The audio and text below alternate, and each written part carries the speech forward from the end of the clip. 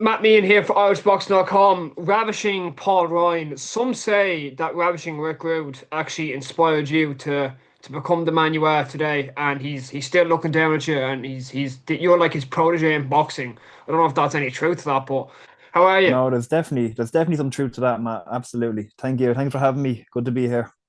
Now listen. So obviously you've a fight announced this morning against Edward Donovan. There's a speculation of a few rumors and a few people going around. First off, I say you're excited to be back, but back in the horse again.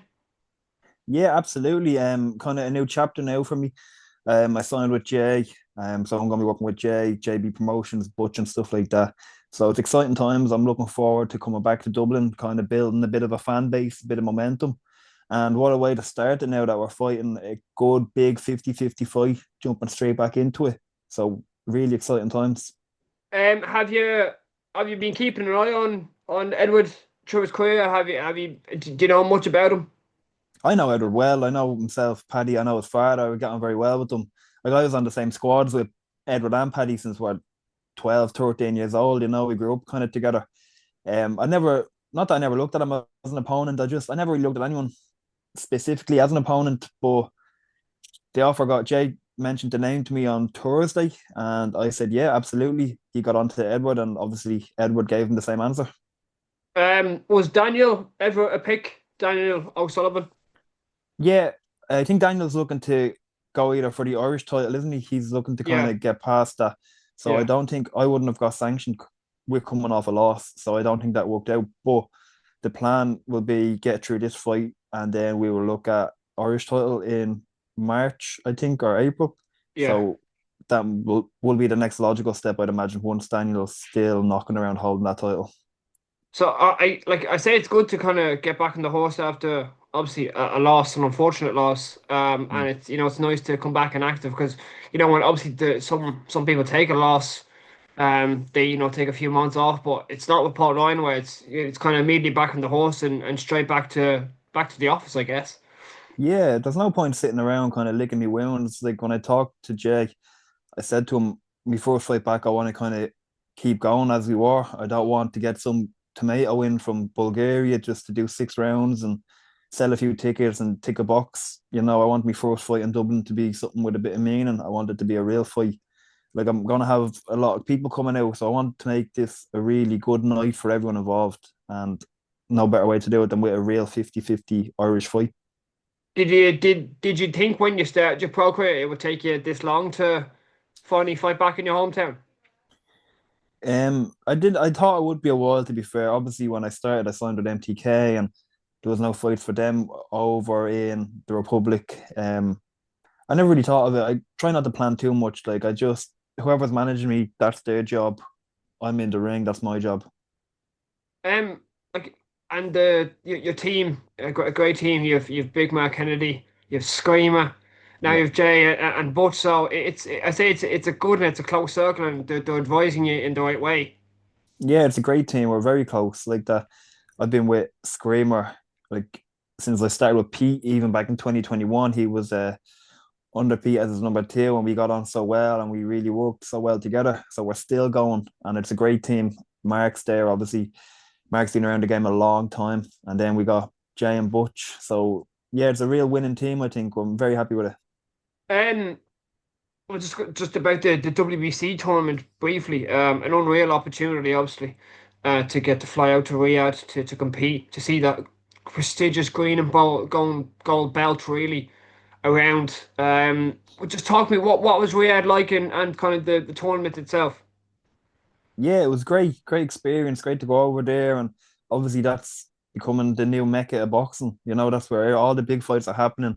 That's where all the eyes are. So it's great to get a taste for it. Obviously, I didn't want to go just to get a taste. I wanted to win it. I still think I could have won it. So it kind of still hurts me a little bit. But yeah, good to be over there, and it won't be my last time over there. I should be back over now pretty soon. But after this, Absolutely. I'm hoping and like that's where the big fights are. So I want to be back over there. No, we're not done over in yeah. Saudi. Did you have a chat with Mauricio Suleiman? Yeah, I met him. We met him twice over there. So hopefully they remember me. We get back over soon enough. Let's go. And that green and gold belt, but wrapped around Paul Ryan's waist. Absolutely, yeah, look great. What's the rest of the plan for 2025 after this? It's been a fair active year, to be fair. Like you've what, two fights and obviously this fight now, so three fights Yeah, logically. yeah, it'll be a good year. Two good level fights, two six rounders. Like that first guy I fought, he was IBO Youth World Champion. You know, he had a Yeah. record of 15-1, I think. Mm, Then the last guy I fought was obviously he's ranked top 25 in the world, and now we're gonna be fighting Edward Donovan. So a good year. mm. So I think that might be if we finish this one October, that might be the last one for the year, and then we're looking at maybe March, April to come back again. So there's a good bit of Nice. momentum now, and with that Yeah. now, obviously Jay has a lot of dates penciled in the stadium and stuff. So a real opportunity to keep active. I think that's been me what that little bit I've been missing, kind of as a Yeah. pro, that bit of activity, the regular fights and stuff. So I think now once I get that, I'll really hit me stride. Talk to me just about your bit of not relationship with Edward, but you kind of you knowing Edward and kind of knowing the Donovans. What do you know of him? How long do you know him, and how long does it go back?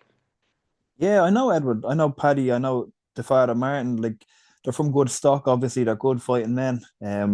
They've a Ganzi load of Irish titles as amateurs, and they're obviously making waves now as a pro. Paddy's going on to he'll win a world title now next month, all going well, which I think it will. So it's a good fight. You know, credit to him for taking it. He's in the same boat as me, coming off a loss. He could have got some journeyman and got a run out, but he's obviously a man of my own heart and wanted a real fight, and that's what we're there. We're going to put it on. There'll be no bullshit. It's just two blokes getting in to have a real fight. You're a man for a knock, Paul. Being completely honest, Yeah, like you're absolutely. like I've never not seen a man be like, oh listen, oh I have a fight here, yeah, gonna take it, see what happens. Sure, if we have a knock, have a knock. Let's have it like. That's what it's about. Like even I debut when I went pro, I was calling for big fights. I didn't want journeyman and you may as well win in shadow box instead of taking them fights. I wanted real fights. I wanted to be tested. And even like you can see the buzz that's kind of coming around this fight getting announced, as opposed to if I was fighting some, like I said, some Bulgarian, it's half the amount of buzz that we're getting now. Loads of people are getting behind it. People will be talking about it. People are going to come to watch it. Like that's how you build Irish boxing. Yeah. There's no like your lads, two lads get in there, put their name on the line, they get stuck in, they have a fight, winner moves on, loser rebuilds. That's how it goes, you know. Mm. Um, do you think really the stigma with losing in boxing that it should be obviously rewritten that if you lose it's kind of back down to ground zero, but as you say a rebuild is kind of always a positive at the same time if you get me? Yeah, I think it's the Mayweather effect. I think that's kind of coming. It's slowly coming to an end now.